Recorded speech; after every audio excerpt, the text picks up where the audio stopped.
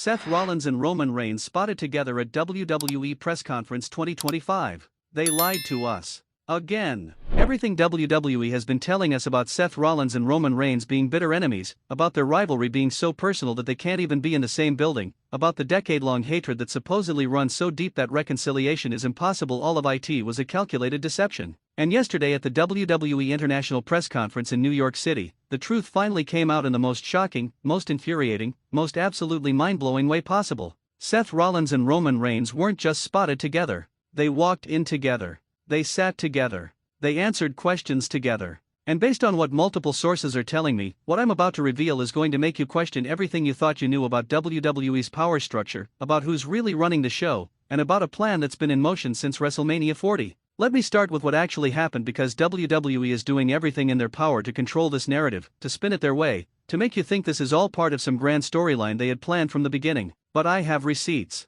I have witnesses. I have people who were in that press conference who are telling me things that directly contradict WWE's official statement. And what I'm about to expose is going to shake the foundation of everything you believe about modern professional wrestling. The press conference was scheduled for 2 p.m. Eastern Time at the Mandarin Oriental Hotel in Manhattan. This wasn't some small media gathering, this was WWE's annual international media event where they announced their global expansion plans, discuss streaming numbers, parade out their top stars for international press, and basically flex their muscles as the dominant force in sports entertainment. Every major wrestling journalist was there. Every major sports outlet sent representatives. This was supposed to be a standard corporate WWE event with carefully scripted talking points and sanitized sound bites. But then, at approximately 1:47 p.m. 13 minutes before the official start time, something happened that wasn't in the program. The backstage area, which is typically restricted to WWE personnel and credentialed media, suddenly went into lockdown mode. Security started clearing people out. WWE's PR team started frantically making phone calls. And according to 3 separate sources who were there, Nick Khan and Triple H were seen having a heated conversation in a side hallway, with Khan repeatedly saying this wasn't the plan and Triple H responding with something that multiple witnesses heard as, "It's too late now, we adapt." What could cause that level of backstage chaos at a press conference that's been planned for 6 months? Seth Rollins and Roman Reigns arriving together. Not near each other. Not coincidentally at the same time. Together. In the same vehicle. A black Cadillac Escalade with tinted windows that pulled up to the service entrance, and outstepped both men, dressed in nearly identical Tom Ford suits, Roman in charcoal gray, Seth in midnight blue, looking like they had coordinated their outfits, looking like they had planned this entrance, looking like 2 men who were absolutely, definitively, undeniably working together. Now, WWE's official statement, which came out approximately 4 hours after the press conference ended, claims this was a scheduling coincidence and that both superstars happened to share transportation due to flight delays from the West Coast. That's the story they want you to believe. That's the sanitized, corporate-approved explanation for why 2 men who supposedly haven't spoken civilly to each other in years showed up together at the most important media event of WWE's calendar year. But here's what they're not telling you. Here's what my sources inside that building, sources who have been reliable for years, are saying actually happened. Seth Rollins and Roman Reigns didn't just share a ride. They had a private meeting with Nick Khan, Triple H, and Paul Heyman that lasted approximately 90 minutes before the press conference. This meeting took place in a private suite on the hotel's executive floor. Security was posted outside the doors. Not regular hotel security, WWE's personal security team, the same people who protect talent at high-risk events. And according to someone who was stationed nearby, what they heard coming from that room was described as intense but not argumentative, as if major business was being discussed and agreed upon. What kind of business? What could possibly require Seth Rollins and Roman Reigns to meet privately with WWE's top executives hours before a major press conference? I'll tell you exactly what, and this is where things get absolutely nuclear. They were finalizing the terms of their alliance. Not for a storyline. Not for a match at WrestleMania. For actual, legitimate, real-world business control of WWE's creative direction moving forward.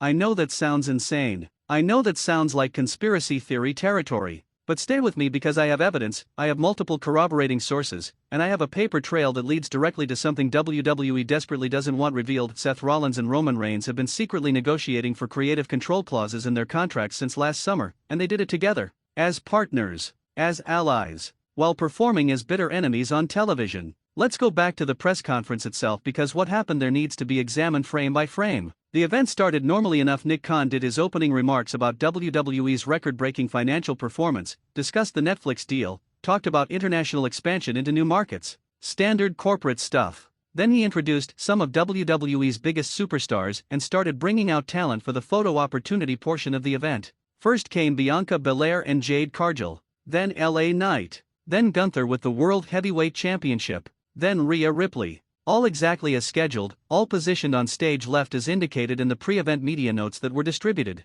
But then, and this is where multiple journalists in attendance confirmed the script went completely off the rails. Nick Khan paused, looked toward stage right, and said something that wasn't in the prepared remarks. And now, two men who need no introduction but who have a very special announcement to make. The room went silent. Every camera turned toward stage right, and out walked Seth Rollins and Roman Reigns, side by side, moving in perfect synchronization like they had rehearsed this entrance, like they knew exactly how this was going to play. The other WWE superstars on stage looked genuinely shocked. LA Knight's jaw literally dropped. Gunther's expression went from neutral to completely confused in about 2 seconds. Even Rhea Ripley, who usually has an incredible poker face, looked like she had just witnessed something impossible. But here's the detail that everyone is missing, the detail that proves this wasn't just some surprise appearance or a storyline angle being filmed for television. Paul Heyman was already in the room. He wasn't backstage. He wasn't waiting to make an entrance. He was sitting in the front row of the press section, in a seat that wasn't assigned to him according to the seating chart, in a position where he could observe both the stage and the media reaction simultaneously.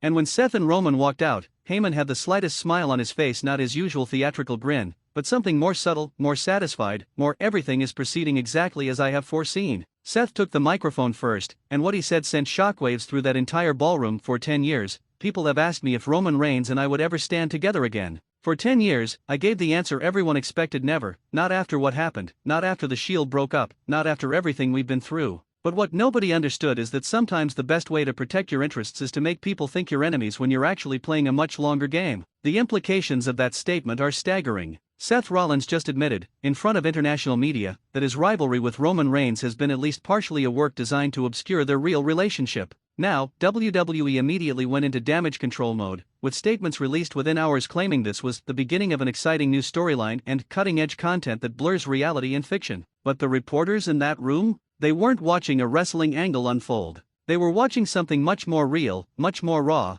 and much more significant. Roman took the microphone next, and his statement was even more explosive: this business is changing. The old models don't work anymore. Vince McMahon's way doesn't work anymore. Even the way things have been run for the past 2 years needs to evolve. Seth and I have spent the last year having conversations, difficult, honest, necessary conversations about what WWE needs to look like in 5 years, in 10 years, to survive and thrive. And what we realized is that the answer isn't competition between us. It's collaboration. Let me break down why that statement is so revolutionary. It should have WWE's corporate structure terrified. Roman Reigns just publicly stated that he and Seth Rollins have been having private conversations about WWE's future direction. Not conversations cleared through management. Not storyline discussions with writers. Private, autonomous conversations between two of WWE's most valuable assets about how the company should be run. That's not talent talking. That's power talking. That's two men who know they have leverage and are willing to use it. And then came the moment that made my jaw hit the floor, the moment that confirmed everything my sources had been telling me, the moment that proves this is so much bigger than anyone realized.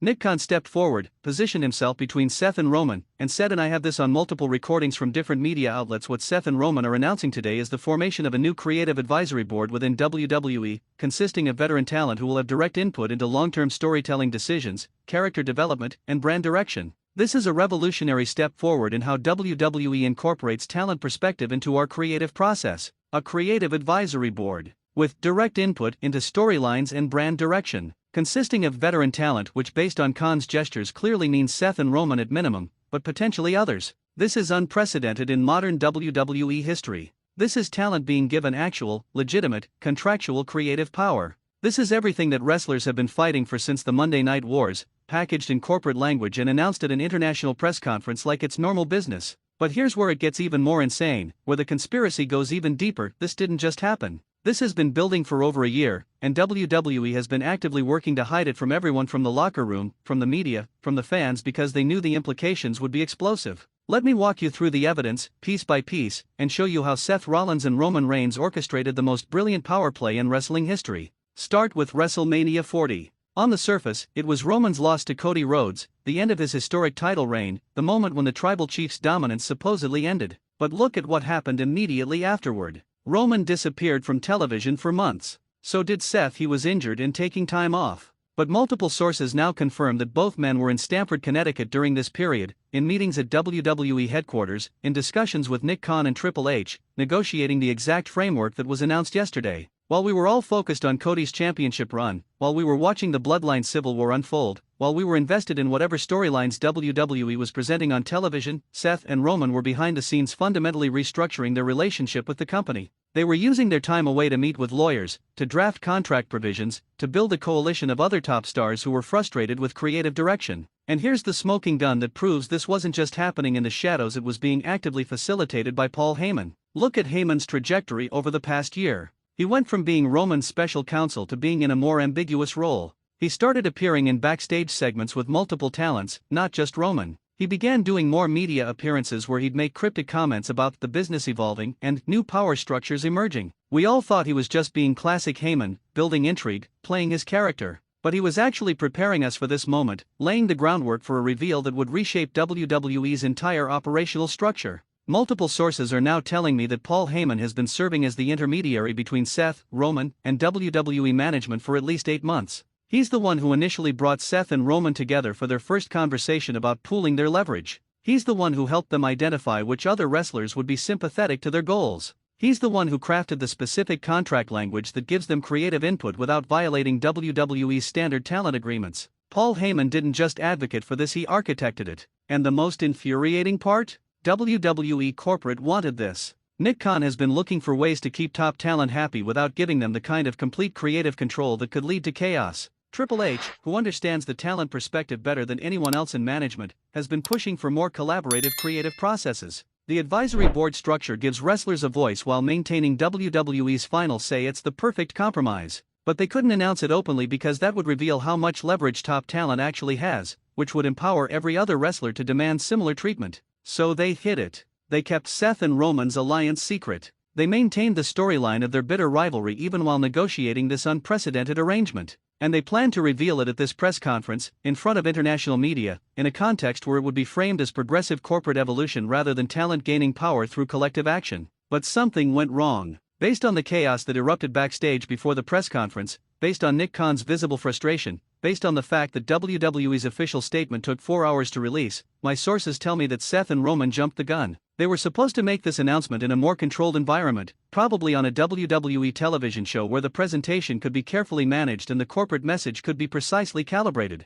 But they chose to do it at the press conference, in front of legitimate journalists who would ask real questions, in a context where WWE couldn't completely control the narrative. That's a power move. That's Seth Rollins and Roman Reigns demonstrating that they're not just being given a seat at the table, they're claiming ownership of the table itself. They're showing WWE management, showing the locker room, showing the entire wrestling world that they have the leverage to dictate terms, not just accept them. Let's talk about what happened during the Q&A portion of the press conference because this is where things got truly revealing. The first question came from a reporter from ESPN: is this advisory board going to have any say in championship booking or major storyline decisions? Seth answered, everything is on the table. Roman and I have earned the right through our performances, through our consistency, through our drawing power, to have input into how WWE's top storylines develop. That doesn't mean we're taking over. It means we're collaborating with the incredible creative team WWE already has. But yes, if we see something that doesn't work for our characters or doesn't make business sense, we now have a formal channel to address that. Did you catch what he just said?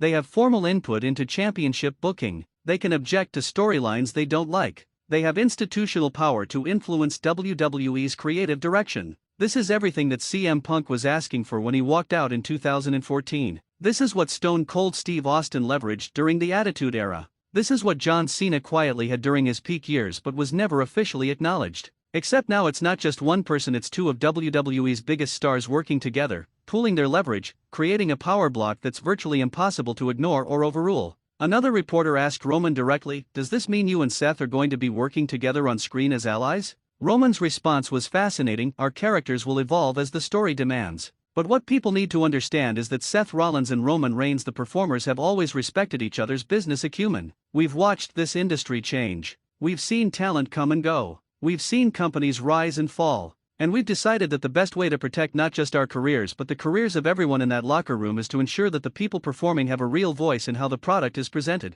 That last part is crucial: protect the careers of everyone in that locker room. Roman is positioning this not as a selfish power grab but as something that benefits all WWE talent. He's framing Seth and himself as representatives of the locker room's collective interests. That's union talk. That's organized labor language. And in an industry that has successfully avoided unionization for decades, that should have WWE's legal team absolutely terrified. Because here's what's really happening beneath the surface. What this press conference was actually revealing: Seth Rollins and Roman Reigns aren't just forming an advisory board. They're establishing the framework for WWE talent to have collective bargaining power. They're creating a model that other wrestlers can point to and say, if Seth and Roman have creative input, why don't we? They're fundamentally altering the power dynamic between talent and management in a way that can't be easily reversed. And they're doing it with WWE's official blessing, at least publicly. Because WWE is in an impossible position. They can't afford to lose Seth and Roman, especially not right now with WrestleMania 41 approaching and international expansion plans requiring star power.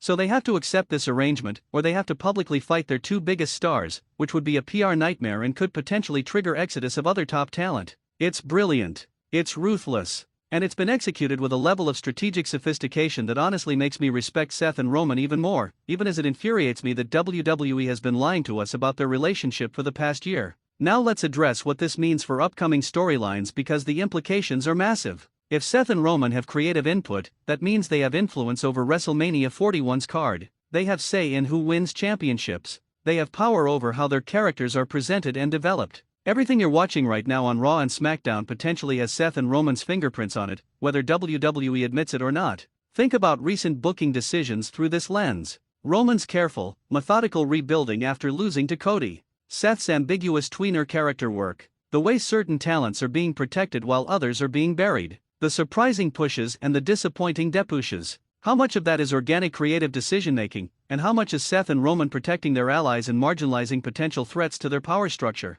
My sources tell me, and this is where things get really controversial, that Seth and Roman have already vetoed at least 3 major storyline proposals over the past 2 months. One involved a potential heel turn for Cody Rhodes that they thought would damage the babyface they helped create. Another involved bringing back a former WWE champion in a role that would have competed with Roman for main event positioning. A third involved splitting up a tag team that Seth wanted to keep together because he's mentoring both members behind the scenes. WWE hasn't confirmed any of this, obviously. But the fact that these stories are circulating from multiple independent sources suggests there's truth to them. And if Seth and Roman really do have veto power over major creative decisions, that changes everything about how we analyze WWE's booking. It means we can't just blame creative or Vince's ghost or Triple H's booking philosophy when something doesn't make sense. We have to consider whether Seth and Roman's personal interests are influencing what we see on television. That's not necessarily a bad thing. Both men have proven to be smart, long-term thinkers who understand the business. But it does mean WWE is no longer operating as a traditional top-down creative structure.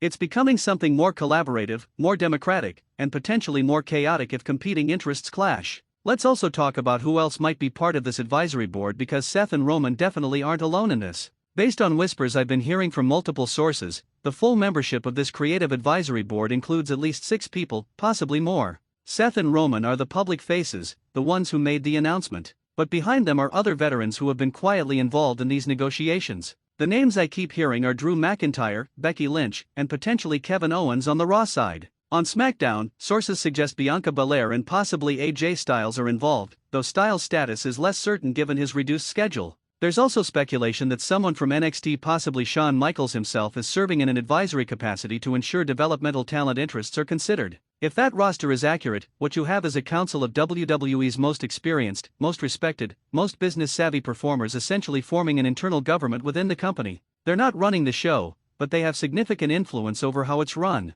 They're a check on management's power while still operating within WWE's corporate structure. And Paul Heyman sits at the center of it all, the special counsel not to one tribal chief but to an entire coalition of top stars. It's the most power Heyman has had since his ECW days, except now he's wielding it within the largest wrestling company in the world, with WWE's resources behind him instead of maxed out credit cards. The question everyone should be asking is, why now? Why did this announcement happen at this specific press conference in January 2025? And the answer, according to my most reliable sources, is both simple and shocking: Royal Rumble. The Creative Advisory Board wanted to be officially established before Royal Rumble so they could have input into WrestleMania 41's direction from the very beginning of the WrestleMania season. That means the Royal Rumble winners were potentially decided or at least heavily influenced by this board. That means the road to WrestleMania we're about to witness was mapped out with direct input from Seth, Roman, and the other advisory board members. That means everything we see over the next 3 months has been filtered through the perspectives of people who have real power to shape outcomes. And here's the terrifying thought that should keep every WWE fan up at night: what if they're wrong? What if the storylines they push for don't resonate with audiences? What if their creative instincts, which are calibrated toward protecting their own positions and legacies, conflict with what makes for compelling television? We could be heading into an era where WWE's creative direction is pulled in multiple directions by competing interests, where political maneuvering backstage becomes more important than what works for fans. Or, and this is the optimistic view, we could be entering a golden age where the people who best understand wrestling psychology because they perform it are finally given meaningful input into how stories are told, where veterans protect younger talent from burial and help develop the next generation, where the creative process becomes truly collaborative, drawing on the collective wisdom of decades of in-ring experience. I honestly don't know which outcome is more likely, but what I do know is that yesterday's press conference changed WWE forever. The curtain was pulled back, intentionally or not, revealing a power structure that's fundamentally different from what we thought existed. Seth Rollins and Roman Reigns aren't just top stars anymore.